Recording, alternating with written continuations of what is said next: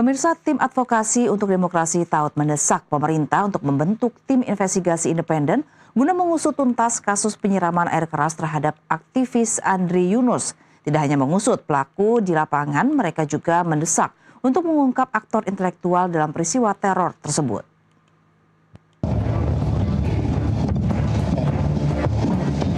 Tim advokasi untuk demokrasi TAUT menyampaikan kondisi terkini korban penyiraman air keras Andri Yunus.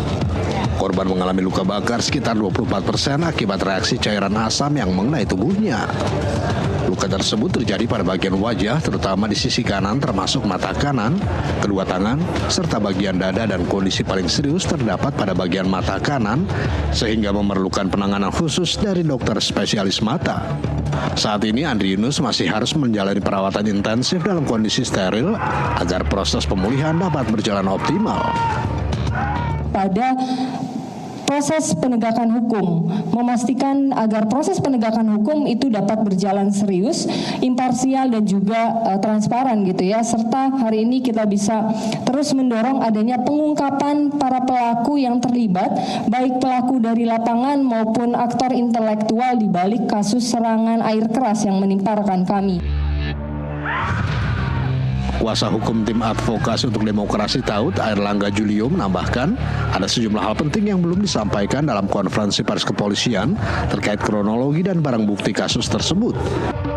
Menurutnya, pada saat kejadian hingga korban dirawat di rumah sakit, pihaknya telah mendampingi proses penanganan awal dan berkoordinasi dengan petugas Polres Metro Jakarta Pusat terkait pembuatan laporan polisi. Inisiatif pembuatan laporan polisi model A merupakan saran dari pihak mereka kepada petugas di lokasi kejadian. Selain itu, pihaknya juga menemukan barang bukti penting berupa sebuah botol berwarna ungu yang diduga digunakan pelaku untuk menyiramkan air keras kepada korban yang ditemukan oleh saksi di lokasi kejadian dan kemudian diamankan serta diserahkan kepada penyidik dari Direktorat Reserse Kriminal Umum Polda Metro Jaya. Yang juga ingin kami garis bawahi dalam kesempatan ini adalah ditemukannya satu botol yang diduga digunakan untuk menyiram air keras kepada Andri Yunus. Botol tersebut berwarna ungu dan mungkin saja itu tumbler karena tebal.